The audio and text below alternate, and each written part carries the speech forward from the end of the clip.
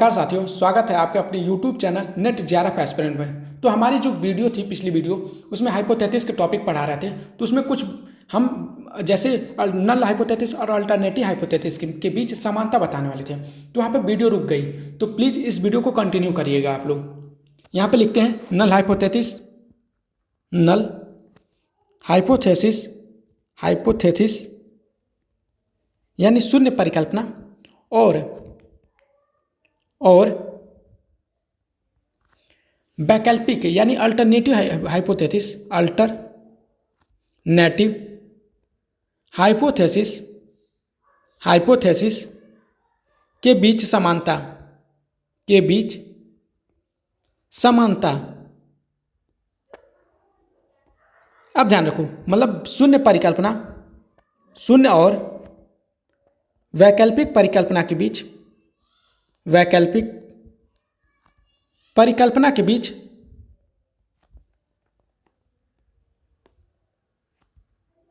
बीच समानता। अब ध्यान रखो आप लोग, पहला आप समानता देखो यहाँ पे, जो पहला समानता है शुद्ध प्रश्नों का उत्तर देना। पहला समानता शुद्ध प्रश्नों का उत्तर देना, शुद्ध प्रश्नों का उत्तर देना, मतलब रिसर्च क्वेश्चन के आंसर देना, रिसर्च क्वेश्चन के आंसर देना। अब दूसरा पॉइंट, जनसंख्या के बारे में जानकारी देना। जनसंख्या के ऊपर कोई प्रभाव पड़ा है या नहीं, उसके बारे में जानकारी देना। जनसंख्या के बारे में, जनसंख्या के बारे में यानी पॉपुलेशन, पॉपुलेशन। अब ध्यान रखो, जो तीसरा समानता है वो क्या है, सांख्यिकी परीक्षण करते हैं दोनों, सांख्यिकी परीक्षण यानी स्टैटिकल टेस्ट, स्टैटिकल टेस्ट। ये चीज़ ध्यान रखना आप लोग। अब आते हैं जो नेक्स्ट टाइप है आपका, टाइप 1 एरर, टाइप 2 एरर, उसको समझते हैं। एक चीज़ और आप लोग समझ लो, डायरेक्शनल हाइपोथेसिस और नॉन डायरेक्शनल, उसके बाद हम टाइप ऑफ एरर पे समझेंगे। तो डायरेक्शनल हाइपोथेसिस क्या होता है? डायरेक्शनल, डायरेक्शन मतलब डायरेक्शनल, डायरेक्शनल हाइपोथेसिस यानी इसे और क्या कहते हैं? इसे क्या कहते हैं? One tail hypothesis, one tail hypothesis, hypothesis, या इसी को क्या कहते हैं? One sided hypothesis, one sided hypothesis, hypothesis. ये ध्यान रखना, इसी को क्या कहते हैं हिंदी में? मतलब दिशात्मक परिकल्पना, दिशात्मक, दिशात्मक परिकल्पना, या वन टेल्ड, वन टेल्ड को इंग्लिश में वन टेल्ड ही कहते हैं। यहाँ पे लिख देते हो, वन टेल्ड को वन टेल्ड कहते हैं, वन साइडेड को एक दिशा में, ठीक। दिशात्मक परिकल्पना मतलब इसमें एक क्या होगा, आपको एक दिशा पता चलेगी, किस दिशा में आपका वो अंतर हुआ है, मतलब बढ़ा है, ठीक। ये ध्यान रखना। अब यहाँ पे ध्यान रखो कि इसकी परिभाषा क्या होगी। यहाँ पे जब शोधकर्ता, जब शोधकर्ता, जब शोधकर्ता, शोधकर्ता यह स्पष्ट रूप से बताता है कि, स्पष्ट रूप से बताता है कि, बताता है कि अंतर या प्रभाव किस दिशा में होगा, अंतर या प्रभाव किस दिशा में होगा, किस दिशा में होगा, उसे ही क्या कहते हैं? डायरेक्शनल हाइपोथेसिस कहते हैं। उसे डायरेक्शनल हाइपोथेसिस कहते हैं। हाइपोथेसिस कहते हैं। अब एक चीज़ ध्यान रखो, इसमें क्या होता है कि यह जो डायरेक्शनल हाइपोथेसिस है किस दिशा में बढ़ेगा, किस दिशा में घटेगा, या किस दिशा में, मतलब कौन सी चीज़ ज़्यादा होगी, कौन सी चीज़ कम होगी, तो इसी को क्या कहते हैं? Directional hypothesis. मतलब एक तरफ डायरेक्शन आपको पता चल रहा है। अभी एग्जाम्पल के तौर पे आपको समझाते हैं। अब डायरेक्शनल जो हाइपोथेसिस का, पहले ये चीज़ समझो कि इसका सिंबल क्या है। तो यहाँ पे जो सिंबल यूज होता है ग्रेटर देन और लेस देन का सिंबल यूज होता है, क्योंकि यहाँ पे क्या पता चल रहा है आपका, यहाँ पे मतलब डायरेक्शन पता चल जा रहा है कि ग्रेटर देन कौन सा है, वो लेस देन कौन सा है। ठीक, ये ध्यान रखना। यहाँ पे सिंगल डायरेक्शन पता चलता है, मतलब एक तरफ की डायरेक्शन, सिंगल डायरेक्शन। एक चीज़ ध्यान रखना, यहाँ पे आइदर या लेफ्ट होता है, मतलब कोई एक होगा, या तो लेफ्ट या तो राइट। तो आइदर, आइदर मतलब या तो लेफ्ट, या और मतलब या राइट। ये चीज़ ध्यान रखना। अब आते हैं जो दूसरा, मतलब वो नॉन डायरेक्शनल या अदिशात्मक परिकल्पना। जो चौथा आपका है non directional hypothesis. Directional hypothesis, hypothesis. अब यहाँ पे ध्यान रखो आप, इसी को क्या कहते हैं? Two tail hypothesis. Two tailed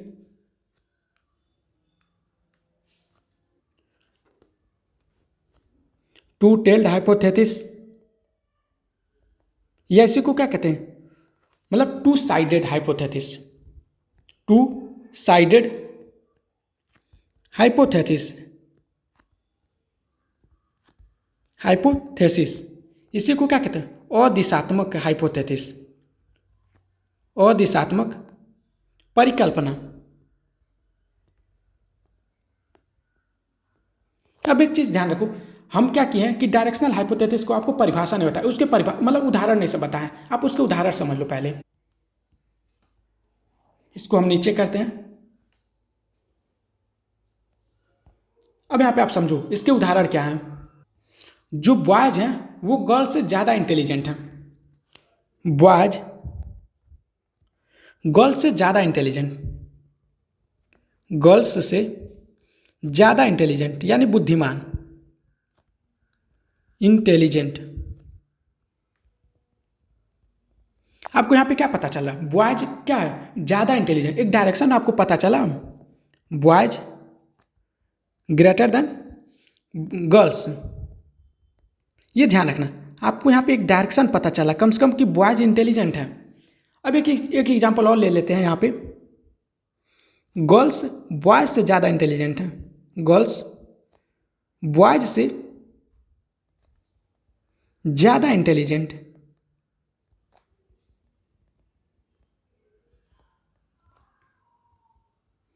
अब यहाँ पे ध्यान रखो, जो गर्ल्स है आपका जी, वो ग्रेटर देन है बॉयज से। ठीक, ये ध्यान रखना। तो आपको यहाँ पे क्या पता चला? डायरेक्शन पता चला। इसी को क्या कहते हैं? डायरेक्शनल हाइपोथेसिस या वन टेल या वन साइडेड। ये ध्यान रखना। अब आते हैं जो नॉन डायरेक्शनल हाइपोथेसिस या टू टेल्ड हाइपोथेसिस या टू साइडेड हाइपोथेसिस। इस चीज़ को समझते हैं। यहाँ पे एक परिभाषा लिखते हैं तब आपको समझ आते हैं। यहाँ पे अंतर तो होगा, प्रभाव तो पड़ेगा ही, लेकिन यह इसका जो दिशा है उसमें पता ही नहीं चलेगा, क्योंकि अदिशा है, मतलब दिशा आपको पता ही नहीं चल रही है। जब शोधकर्ता केवल यह बताता है, जब शोधकर्ता केवल यह बताता है,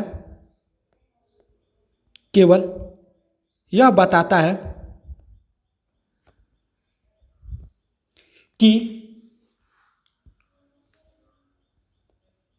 अंतर या प्रभाव मौजूद है, अंतर या प्रभाव होता है, पड़ता है, अंतर या प्रभाव होता है, लेकिन यह किस दिशा में होगा यह नहीं बताता है। लेकिन यह नहीं बताता कि, यह नहीं बताता कि यह जो प्रभाव पड़ा है किस दिशा में पड़ा है, वह किस दिशा में होगा, वह किस दिशा में होगा, किस दिशा में होगा, यह चीज ध्यान रखना। तो इसे क्या कहते हैं, अदिशात्मक परिकल्पना कहते हैं। तो इसे नॉन डायरेक्शनल हाइपोथेसिस कहते हैं, नॉन डायरेक्शनल या अदिशात्मक परिकल्पना कहते हैं।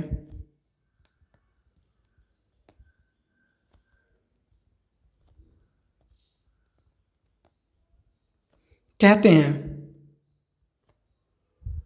यहां पे जो सिंबल यूज होगा आपका नॉट इक्वल का यूज होगा, क्योंकि यहां पे क्या होता है आपको पता ही नहीं चल रहा है कि क्या हो रहा है। यहां पे जो सिंबल होगा नॉन डायरेक्शनल का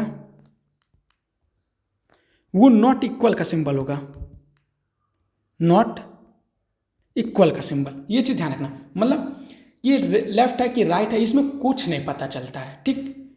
ये ध्यान रखना, आइदर इसमें डायरेक्शन होता है, इसमें क्या होता है आइदर डायरेक्शन, आइदर डायरेक्शन, मतलब इसमें आपको दिशा पता ही नहीं चले, अदिशा है, ठीक। ये ध्यान रखना। अब आते हैं अपने टाइप ऑफ एरर पे कि टाइप ऑफ एरर कितने प्रकार के होते हैं, और टाइप वन एरर क्या होता है, फॉल्स पॉजिटिव क्या होता है, फॉल्स निगेटिव क्या होता है, अल्फा एरर या बीटा एरर किसे कहते हैं। ये चीज़ मतलब दो ही टाइप हैं, इसके नाम बहुत ज़्यादा हैं। यहाँ पे लिखते हैं type one error, type of error, type of error,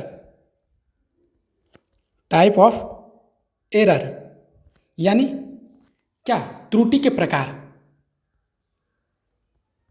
त्रुटि के प्रकार। यह कितने प्रकार के होते हैं, दो प्रकार के होते हैं, यह दो प्रकार के होते हैं, दो प्रकार के होते हैं, टाइप वन एरर और टाइप टू एरर।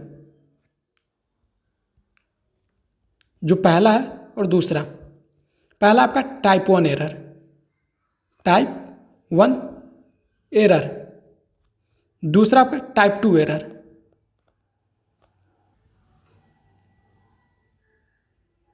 ये ध्यान रखो आप लोग। अब टाइप वन एरर क्या होता है, टाइप टू एरर क्या होता है, इसको समझते हैं। तो पहला आपका टाइप वन लिखते हैं, type one, type one error, इसको किस और नाम से जानते हैं, तो इसको क्या कहते हैं, अल्फा एरर भी कहते हैं, अल्फा, अल्फा एरर, ठीक। अल्फा का सिंबल क्या होता है, कुछ ऐसे होता है सिंबल, ठीक। ये ध्यान रखना, अल्फा एरर, इसे क्या कहते हैं, फॉल्स पॉजिटिव भी कहते हैं, फॉल्स पॉजिटिव, पॉजिटिव कहते हैं। ये ध्यान रखना। अब टाइप वन एरर क्या होता है, तो यहां पे ध्यान रखना, जब आपका हाइपोथेसिस सही है, ठीक। ये ध्यान रखो, जब आपका हाइपोथेसिस सही है, जब आपका हाइपोथेसिस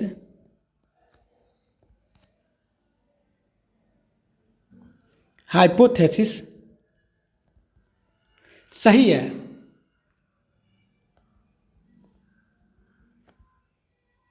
फिर भी उसको आप रिजेक्ट करते हो, मतलब अस्वीकार करते हो, फिर भी आप उसको उसको कहने का सेंस, आप अपने जो हाइपोथेसिस बनाए फिर भी आप उसको क्या कर रहे हो, रिजेक्ट करते हो, रिजेक्ट यानी अस्वीकृत करते हो या अस्वीकार करते हो,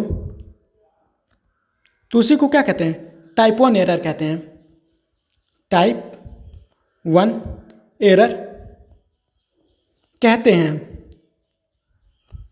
अब ध्यान रखना आप लोग, यहाँ पे क्या करना, ये जो टाइप वन एरर है या अल्फा एरर है या फॉल्स पॉजिटिव, इसके नाम आप लोग याद रखना, क्योंकि ये इंपॉर्टेंट नाम है, ठीक। ये ध्यान रखना। इसमें क्या होता है, प्रोड्यूसर जो मतलब उत्पादक, उसको क्या होता है, हानि होता है, प्रोड्यूसर रिस्क कहते हैं इसे प्रोड्यूसर रिस्क कहते हैं, प्रोड्यूसर रिस्क कहते हैं, रिस्क कहते हैं। अब ध्यान रखो, ये प्रोड्यूसर रिस्क ही क्यों कहते हैं इसको। अब ध्यान रखो, मान लो कोई आप पानी का एग्जाम्पल के तौर पे समझो। आप होता क्या है कि मान लो आप पानी का बोतल बना रहे हो। अब वो पानी का बोतल आप अच्छा बनाते हो, लेकिन जब उसका टेस्ट किया गया तो आप उसमें क्या किए, कमियां निकाल दी गई। मतलब आपका हाइपोथेसिस सही था कि आप पानी का बोतल अच्छा बना रहे हो, लेकिन उसमें कमियां निकाल दी गई। तो आपका अच्छा जो पानी का बोतल था वो मार्केट में आया ही नहीं, तो वहाँ पे आपका रिजेक्ट हो गया। तो इससे क्या कहते हैं, टाइप 1 एरर कहते हैं। मतलब इससे क्या होता है, प्रोड्यूसर जो निर्माण कर रहा है तो उसका तो टेस्ट होगा तभी ना मार्केट में आएगा। तो ध्यान रखना, जब टेस्ट होता है उसको तो अस्वीकार कर दिया जाता है। तो यहाँ पे क्या होता है, टाइप 1 एरर। इसी को इसलिए इसको क्या कहते हैं, प्रोड्यूसर रिस्क कहते हैं। मान लो आप पानी का बोतल बना रहे हो,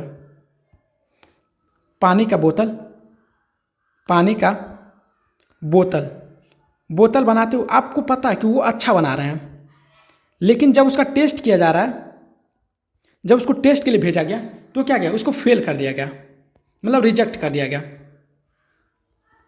ठीक, क्योंकि वो पता है कि उसको मार्केट में अच्छा है, लेकिन फिर भी रिजेक्ट कर दिया गया किसी कारणों से। तो आपका क्या होगा, यहाँ पे जो निर्माण कर रहा है, जो प्रोड्यूसर कर रहा है, वो क्या हो गया, उसको रिस्क हो गया ना। तो ये ध्यान रखना कि जो अच्छे बोतल थे आपके, उसको भी क्या किया गया, फेंकना पड़ गया। ठीक, इसी को कहते हैं प्रोड्यूसर रिस्क। अब आते हैं जो नेक्स्ट टाइप है आपका, type 2 error.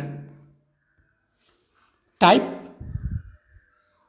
2 error, type 2 error, second error. अब इसको क्या कहते हैं, फॉल्स निगेटिव कहते हैं। फॉल्स निगेटिव कहते हैं, या इसी को क्या कहते हैं, बीटा एरर कहते हैं। बीटा एरर, या इसी को सिंबल इसका क्या है, बीटा का, बी को बड़ा कर देते हैं। ठीक, इसी को कहते हैं। अब बीटा एरर में क्या होता है, बीटा एरर में ये होता है जब आपका हाइपोथेसिस रॉन्ग है फिर भी उसको एक्सेप्ट कर ले रहा हो, तो उसी को क्या कहते हैं, टाइप 2 एरर कहते हैं। जब आपका हाइपोथेसिस हाइपोथेसिस रॉन्ग है, मतलब गलत है, रॉन्ग है, रॉन्ग यानी गलत है, फिर भी उसको क्या किया जाता है, स्वीकृत कर दिया जाता है, स्वीकृत कर लिया जाता है, जाता है। तो उसे ही क्या कहते हैं, टाइप 2 एरर कहते हैं। टाइप 2 एरर कहते हैं। ये ध्यान रखना आप लोग। अब इसको क्या कहते हैं, कंज्यूमर रिस्क कहते हैं। जो ग्राहक होता है इसे कंज्यूमर रिस्क भी कहते हैं, कंज्यूमर रिस्क।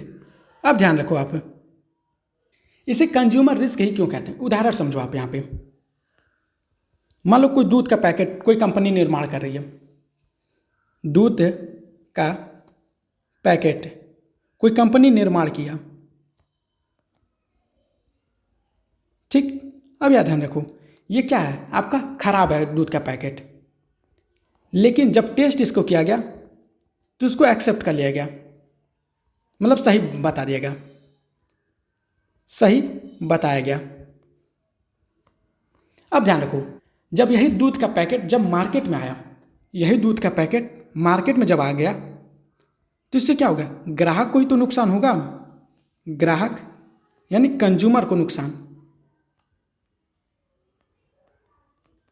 ये चीज़ ध्यान रखना। तो इसीलिए टाइप 2 एरर को कंज्यूमर रिस्क कहते हैं। अब इसको याद करने का तरीका आपको बताते हैं कि कैसे ये याद होगा।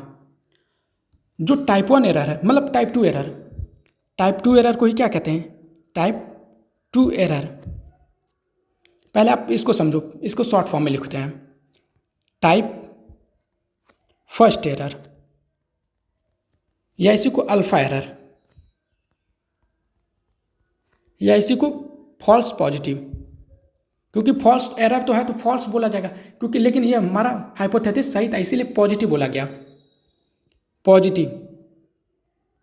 अब ध्यान रखो आप लोग, इसमें क्या होता है, इसमें क्या होता है, हाइपोथेसिस, जो आपका हाइपोथेसिस है, हाइपोथेसिस आपका राइट है, मतलब आप जो हाइपोथेसिस बना है वो राइट है, फिर भी उसको क्या किया है, रिजेक्ट कर दिया जा रहा है। शॉर्ट फॉर्म में लिख रहा है, सिर्फ रिजेक्ट कर दिया जाता। रिजेक्ट करते तो इसी को क्या कहते हैं, टाइप 1 एरर कहते हैं। ठीक, अब ध्यान रखो, जो टाइप 2 एरर है, टाइप 2 एरर, या इसी को क्या कहते हैं, बीटा एरर। अब बेटा से ये आप लोग क्या करना, याद करना इसको, ये क्या फॉल्स निगेटिव है, फॉल्स निगेटिव, ये ध्यान रखो आप लोग। इसमें क्या होता है, जब आपका बेटा आपका कितना भी गलत हो, यहाँ पे याद करने का तरीका होता है, जब आपका बेटा कितना भी गलत हो लेकिन उसको क्या कहते हैं, एक्सेप्ट करते हैं, यानी हाइपोथेसिस। अब मान लो कोई माँ है, अपने बेटे को कितना भी गलती हो लेकिन उसको क्या करते हैं, स्वीकार करती रहती है कि ये मेरा बेटा है, नहीं मेरा बेटा ऐसा नहीं कुछ कर सकता है। तो ध्यान रखो, यहाँ पे जो बेटा हाइपोथेसिस आपका है वो आपका क्या है, रॉन्ग है, रॉन्ग, लेकिन फिर भी क्या किया जा रहा है, उसको एक्सेप्ट किया जा रहा है कि क्योंकि माँ है वो अपने बेटे को क्या करेगी, कितना भी गलत रहे, मतलब कितना भी गलत रहे, लेकिन फिर भी उसको क्या किया जाएगा, एक्सेप्ट किया जाता है। उसी को क्या कहते हैं, बीटा एरर कहते हैं, या टाइप क्या कहते हैं, टाइप 2 एरर या फॉल्स निगेटिव कहते हैं। ये ध्यान रखना आप लोग। अब आते हैं level of significance, level of confidence. जो लेवल ऑफ सिग्निफिकेंस होता है, यहाँ पे level of significance, level of significance, महत्व स्तर इसको कहते हैं, सिग्निफिकेंस यानी महत्व स्तर, महत्व स्तर। अब इसमें क्या बताया जाता है महत्व स्तर में, कि गलती होने का प्रतिशत, मतलब जो टाइप 1 एरर है उसमें कितना प्रतिशत आप जोखिम लेने को तैयार हैं, तो गलती होने का प्रतिशत बताता है, गलती करने का प्रतिशत, करने का प्रतिशत, यानी ध्यान रखो यहाँ पे गलती करने का कितना प्रतिशत होगा, 1 से 5%, 1% या 5%। अब परसेंटेज को जब आप चेंज करोगे, 1% को जब नॉर्मल नंबर में कन्वर्ट करोगे तो आप 1 गुणे 1/100 करोगे ना, 1/100। तो जब आप यहाँ से 0 आप काटोगे तो आप 1 0 बढ़ाओगे और 10 डेसिमल लगा दोगे, तो क्या होगा, इसमें कन्वर्ट होगा 0.01 में। अब 5% को 0.05 में कन्वर्ट हो गया, ये ध्यान रखना आप लोग। तो जब ये क्या है, 1% से 5% आपका जो टाइप 1 एरर है उसमें गलती होने का चांस है, रॉन्ग, ये गलत होने का बता रहा है, गलती करने के चांस। अब लेवल ऑफ कॉन्फिडेंस मतलब उसको एक्सेप्ट करने का कितना चांस है, लेवल ऑफ कॉन्फिडेंस, कॉन्फिडेंस यानी इसको क्या कहते हैं, विश्वास स्तर, मतलब कॉन्फिडेंस है, विश्वास स्तर। अब एक चीज़ ध्यान रखो, यहाँ पे क्या होता है कि सही होने का प्रतिशत, सही होने का प्रतिशत, होने का प्रतिशत मतलब आप कितना % उसको एक्सेप्ट कर सकते हैं। अगर आप इसको क्या कर सकते हैं, 99% एक्सेप्ट कर सकते हैं, क्योंकि यहाँ पे 1% है, तो ये ध्यान रखना, अगर 1% रॉन्ग है तो 99% क्या होगा, एक्सेप्ट होगा। ठीक, अगर आपका 5% रॉन्ग है तो 95% एक्सेप्ट होगा, मतलब सही होगा। तो ये ध्यान रखना, ये क्या होता है, एक्सेप्ट करने के चांस होते हैं, मतलब स्वीकृत। यहाँ पे गलत होने के चांस हैं, यहाँ पे सही होने के चांस, यानी स्वीकार करने के चांस, ये ध्यान रखना आप लोग। अब आते हैं जो आपका जो नेक्स्ट टॉपिक है, आप हाइपोथेसिस को कब एक्सेप्ट करेंगे, कब वो क्या करेंगे, रिजेक्ट करेंगे। तो ये ध्यान रखो, यहाँ पे एक टेबल वैल्यू होती है और एक कैलकुलेटर, जो आप गणना करके हाइपोथेसिस का वैल्यू लाते हो तो वो वैल्यू होती है। एक बेंच जो अब यहाँ पे समझाते तब आपको समझ आएगी। यहाँ पे लिखते हैं टेबल वैल्यू, ठीक। यहाँ पे लिखते हैं कैलकुलेटेड वैल्यू, कैलकुलेटेड वैल्यू। अब ध्यान रखो, मान लो एक टेबल वैल्यू क्या, एक बेंचमार्क है, इससे आप बाहर नहीं जा सकते हो। जैसे आप कहते हैं 100, क्या आप 100 नंबर से आप क्या होता है, जैसे एक एग्जाम हो रहा है, मतलब तो उसमें जो पूर्णांक है आपका, जो मार्क्स है मैक्सिमम, वो 100 नंबर का है। आप उससे अधिक नंबर पा सकते हो नहीं। जब आप उससे अधिक नंबर नहीं पा सकते हो तो उसी को क्या कहते हैं, 100 नंबर आपका क्या है, बेंच मार्क है, मतलब टेबल वैल्यू है। ये ध्यान रखना, मतलब एक क्या किया गया, एक फिक्स कर दिया गया टेबल वैल्यू को। यहाँ पे अगर आप टेबल वैल्यू से अब जो नंबर पा रहे हो, अब टेबल वैल्यू से अब अगर ज़्यादा नंबर पा रहे हो तो आपका हाइपोथेसिस रिजेक्ट हो जाएगा। अगर टेबल वैल्यू जो है, यहाँ पे ध्यान रखो, टेबल वैल्यू आपका ज़्यादा हो गया, ठीक, और कैलकुलेटेड वैल्यू का मान कम हो गया। मान लो टेबल वैल्यू का मान 10 है, अब कैलकुलेटेड वैल्यू का मान, ठीक, कैलकुलेटेड वैल्यू का मान क्या हो गया, 8 हो गया। तो ये ध्यान रखो, नहीं, कैलकुलेटेड वैल्यू का जो मान है, टेबल वैल्यू का मान 10 है और कैलकुलेटेड आप ज़्यादा निकालो, 10 से ज़्यादा यानी 12 निकाल दी, तो यहाँ पे आपका हाइपोथेसिस, एक बार फिर से समझो आप लोग, टेबल वैल्यू वो होता है जिससे आप ज़्यादा नहीं कर सकते। अगर ज़्यादा आप कैलकुलेट करके मान लाते हैं तो क्या होगा, आपका हाइपोथेसिस रिजेक्ट यानी अस्वीकार हो जाएगा। ध्यान रखो, टेबल वैल्यू मान लो 10 ही है, आप 10 में से 12 नंबर लाते हो तो आपका हाइपोथेसिस क्या होगा, गलत हो जाएगा। 10 नंबर से जब नीचे लाओगे आप, 8 लाए, 9 लाए, या मतलब 7 लाए, 5 लाए, तो आपका हाइपोथेसिस यहाँ पे एक्सेप्ट हो जाएगा। ये चीज़ ध्यान रखना, मतलब टेबल वैल्यू एक बेंचमार्क है, ये एक बेंच मार्क है, ठीक, ये ध्यान रखना। अगर आपका टेबल वैल्यू और जो कैलकुलेटेड वैल्यू है, अगर टेबल वैल्यू का मान ज़्यादा है, टेबल वैल्यू का मान ज़्यादा है और कैलकुलेटेड वैल्यू का मान कम है, मतलब ये ज़्यादा है टेबल वैल्यू और कैलकुलेटेड वैल्यू TC लिख दे रहे हैं यहाँ पे। जो पहला कंडीशन बनेगा आपका, अगर टेबल वैल्यू ज़्यादा है और कैलकुलेटेड वैल्यू कम है तो यहाँ पे हाइपोथेसिस आपका क्या होगा, एक्सेप्ट हो जाएगा। हाइपोथेसिस स्वीकार किया जाएगा, मतलब एक्सेप्ट। अब ध्यान रखो, दूसरा कंडीशन क्या बनेगा आपका, अगर टेबल वैल्यू आपका कम हो गया और कैलकुलेटेड वैल्यू, मतलब आप जो गणना, जो रिसर्च करने के बाद आप गणना जो ला रहे हो वो टेबल वैल्यू से ज़्यादा हो गया, तो यहाँ पे हाइपोथेसिस आपका रिजेक्ट हो जाएगा, हाइपोथेसिस रिजेक्ट हो जाएगा, अस्वीकार कर दिया जाएगा। अब एक चीज़ और आप लोग समझो, T टेस्ट, F टेस्ट और Z टेस्ट क्या होता है। T टेस्ट क्या होता है, T टेस्ट दो औसत में अंतर है या नहीं। T टेस्ट क्या करता है, दो औसत में अंतर है या नहीं, दो औसत में अंतर है या नहीं, अंतर है या नहीं, ये ध्यान रखना आप लोग। इसका जो सैंपल साइज होगा स्मॉल होगा, ये n आपका बड़ा मतलब छोटा होगा, ठीक, ये ध्यान रखना। यह सैंपल साइज छोटा होगा, सैंपल साइज आपका छोटा होगा। अब एक चीज़ ध्यान रखो, यहाँ पे प्रकार इसके पढ़ लो, क्योंकि यहाँ पे प्रकार भी आते हैं टी टेस्ट के प्रकार। तो ध्यान रखो, वन सैंपल टी टेस्ट, इसमें क्या होता है, एक सैंपल के मीन की तुलना पॉपुलेशन मीन से करना।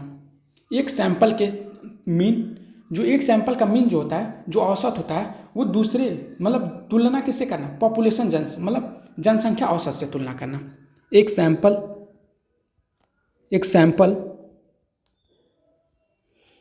के औसत को मीन कहते हैं, ठीक, मीन की तुलना पॉपुलेशन मीन से करना, यानी जनसंख्या औसत से करना, जनसंख्या औसत से करना, औसत यानी पॉपुलेशन मीन से करना, पॉपुलेशन मीन से करना। अब दूसरा इसका टाइप जो है, जो दूसरा इंडिपेंडेंट टी टेस्ट है, इंडिपेंडेंट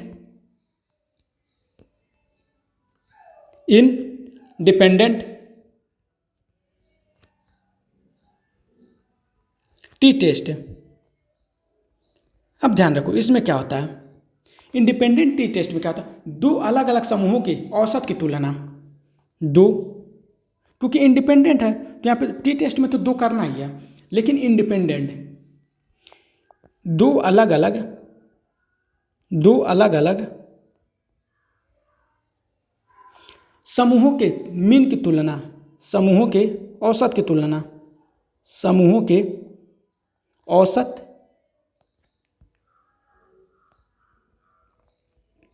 औसत या मीन की तुलना, मीन की तुलना, इसी को क्या कहते हैं, इंडिपेंडेंट टी टेस्ट। अब जो तीसरा इसका टाइप है pair T test, pair T test. अब ध्यान रखो, पेयर टी टेस्ट में क्या था, एक ही समूह का पहले कर लेंगे फिर उसी का बाद में टेस्ट करेंगे, तो उन दोनों का जो मीन होगा उसको तुलना करेंगे। एक ही समूह के पहले और बाद के मीन की तुलना, एक ही समूह के पहले और बाद की मीन की तुलना। मतलब जैसे एक कोचिंग है, मतलब एक बच्चा है तो 6 महीने पहले कैसा था और 6 महीने बाद कैसा है, उन दोनों के बीच की तुलना करो, उसी को क्या कहते हैं, पेयर टी टेस्ट। पहले और बाद के मीन की तुलना, यानी औसत की तुलना, औसत या मीन की तुलना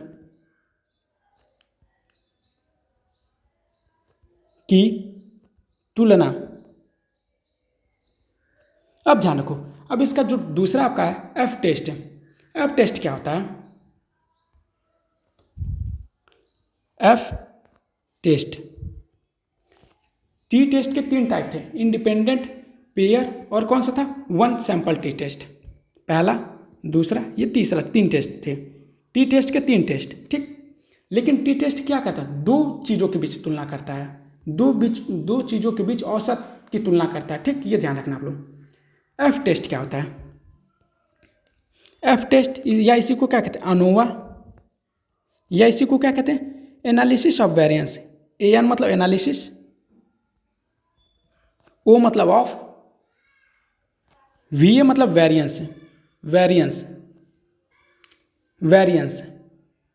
ये ध्यान रखना, एनालिसिस ऑफ वेरिएंस यानी एफ टेस्ट क्या करता है, तो एफ टेस्ट 2 या अधिक समूहों के, मतलब 2 से अधिक समूहों के बीच वेरिएंस की तुलना करना। 2 से अधिक मतलब 3 या 3 से अधिक, 2 या 2 से अधिक है, 2 से अधिक समूहों के वेरिएंस हैं, समूहों के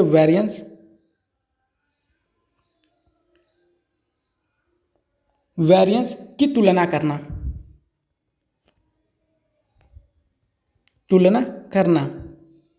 ये ध्यान रखना आप लोग। अब जो तीसरा आपका जेड टेस्ट, वो जो टी टेस्ट था वो छोटे सैंपल के लिए था, लेकिन जेड टेस्ट आपका लार्ज सैंपल के लिए होता है, जेड टेस्ट। अब ध्यान रखो, जेड टेस्ट क्या होता है, औसत या अनुपात में अंतर जांचना जब सैंपल साइज बड़ा होता है। औसत या अनुपात में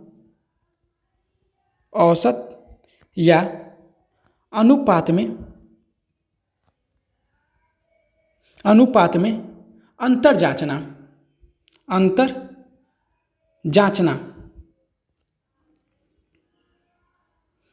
अब ध्यान रखो, जब सैंपल साइज क्या हो, बड़ा हो, जब सैंपल साइज बड़ा हो,